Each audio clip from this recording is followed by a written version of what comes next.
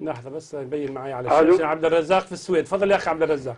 تحية للأخ الهاشمي وضيوفه الكرام. الله يحييك يا عبد الرزاق. الأخ عباس الجنابي سلام حار، سلام عراقي أصيل لك. الله يسلمك. وردت أكد على كلامك على أن الشهادتين مو كافية بالإسلام الإيراني، وإنما البراءة من أعداء أهل البيت هو اللي يثبت الإسلام، والبراءة من أعداء أهل البيت يعني البراءة من عمر وأبو بكر وعثمان والسيدة عائشة.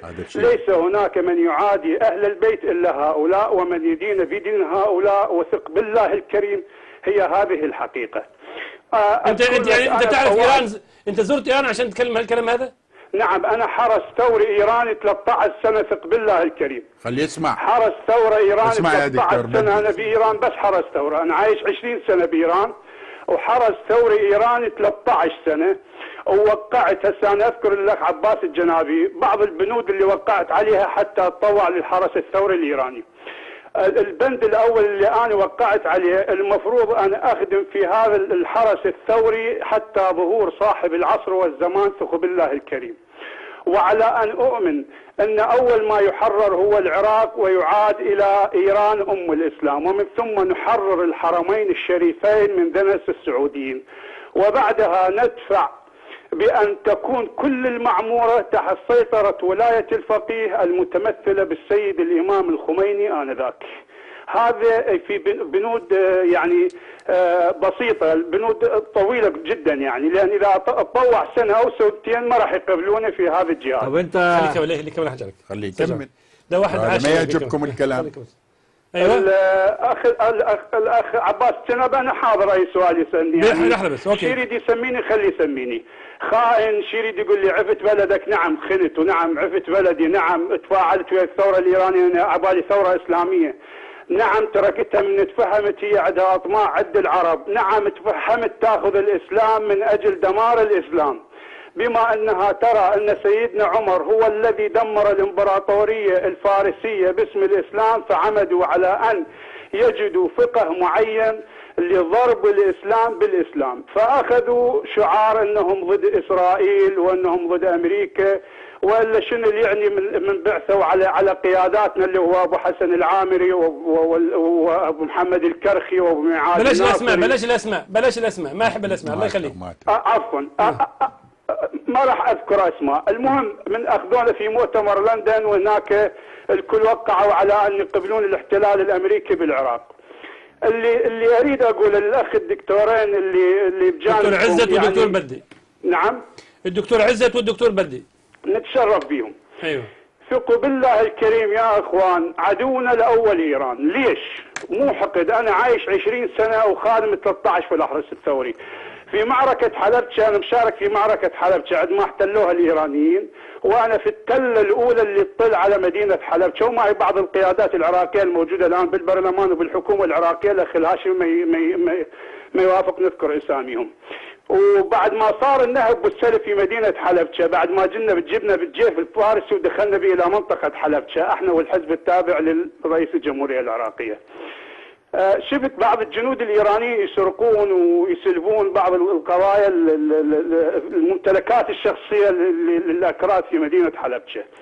فأنا أجيد الفارسية بشكل جيد جدا، قلت له أنت ليش تسرق؟ احنا مو جيش الإمام المهدي واحنا أمة إسلامية. قال لي اترك، هذول هم اللي دمروا امبراطورياتنا، فاحنا حلال علينا الغنيمه، هذه غنيمه، هذه مو سرقه. واحنا كقوات عندما كنا نهجم في الهجمات، نهجم على ايران وناخذ السيارات وناخذ الدبابات، نعتبرها غنيمه وتسجل غنيمه نعطيها للايرانيين، واللي نستفاد من عندنا نستفاد من عندنا في قوات بدر بالضبط، ونسميه غنيمه. والى يومنا هذا انا عندي علاقاتي ما زالت قويه مع اخواني من قوات بدر وليس قيادات بدر، لان اعرف انه كثير من قوات بدر ليش انزجوا بهذا الوضع. الى الان احنا عندنا العراق غنيمه، كل ما ناخذ به هو غنيمه. تجينا تعليمات على ضرب الحسينيات، اذا اعترضنا على ضرب الحسينيات يقولوا لي مصلحه الاسلام تتطلب اليوم نفجر الحسينيات. ثق بالله الكريم يا اخي، هذا الكلام اقوله مو كلام تلفزيون لا حكي جرايد، ثق بالله هذا يعني كلام موثوق.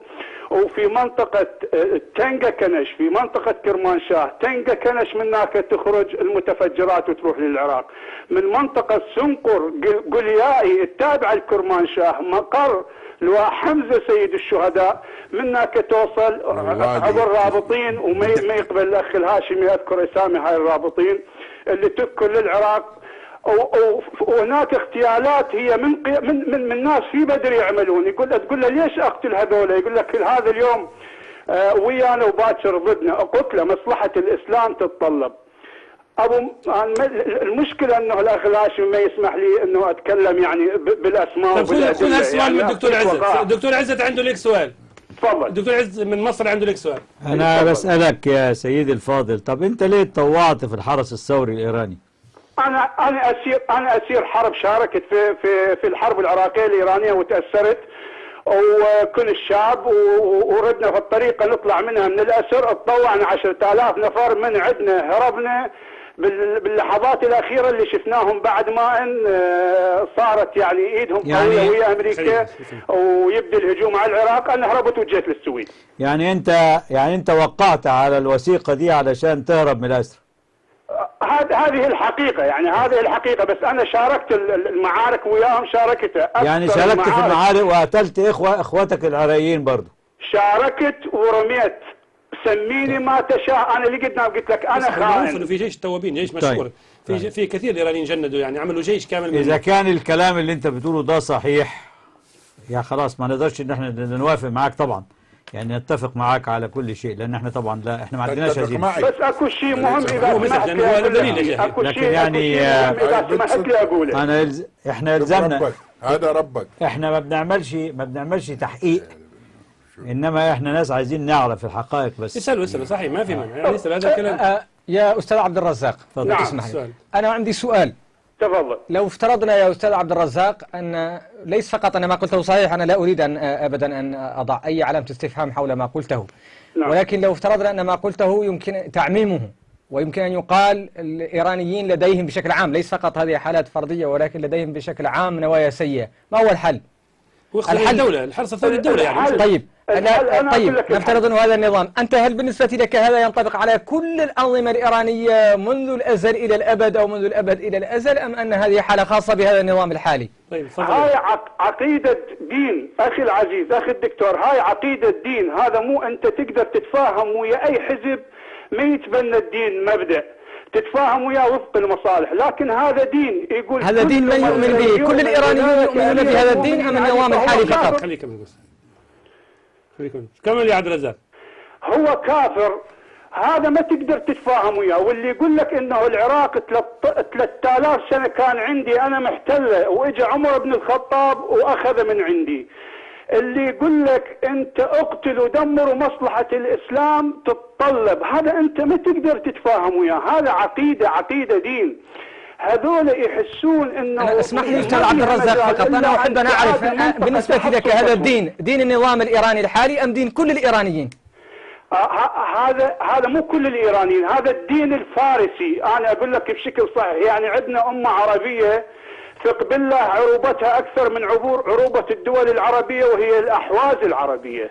هناك اتراك ثق بالله ما عندهم هذا النفس، هناك أكراد ثق بالله ما عندهم هذا النفس، الشعوب الإيرانية ما عندها هذا النفس إلا الشعب الفارسي. لا، عنده عداء غريب وعجيب للأمة العربية، وخصوصا أولهم عمر، وثانيهم أبو بكر، وثالثهم عثمان، ورابعهم عائشة. طب هم بيعملوا العداوة ديت عشان في سبيل الإسلام؟ يعني هم بيقصدوا الإسلام؟ لا، أنا ما أقدر أتهم أقول لك يقصد الإسلام، ولكن يقصد من يدين بدين محمد اللي يقبل عائشة. طيب أوكي. بدين محمد عبد الرزاق مهم تسألوا ما هو الحل؟ ما هو الحل؟ هذا كلام ناخذ المعطيات وبعدين نفكر في الحل. هذا كلام دقيق سمعناه أنا وأنت يا دكتور عباس. من رجال دين يعتبرون. يا دكتور بصراحة قبل ما يدخل عبد الرزاق في الحرس الثوري يكفي أن الأخ بدي بعد ما يطلع من هنا بس يطلب نسخة من ذا رود تو مكة بالعربي مترجم، لأن ما هي القصة دي قديمة معروفة. هو وقع إعادة تأويل الدين. أنا سألت بعض العرب هناك، أنتوا ليش يعني ممنوع عليكم أسماء عمر وأسماء كذا؟ قال لك هذا في موقف قومي، يعني بالنسبة للفرس موقف قومي من هذه الأسماء ممنوع. بيقول في العراق دلوقتي اصبح اسماء يعني معينه اذا كانت اصبح ناس يغيروا اسمائهم.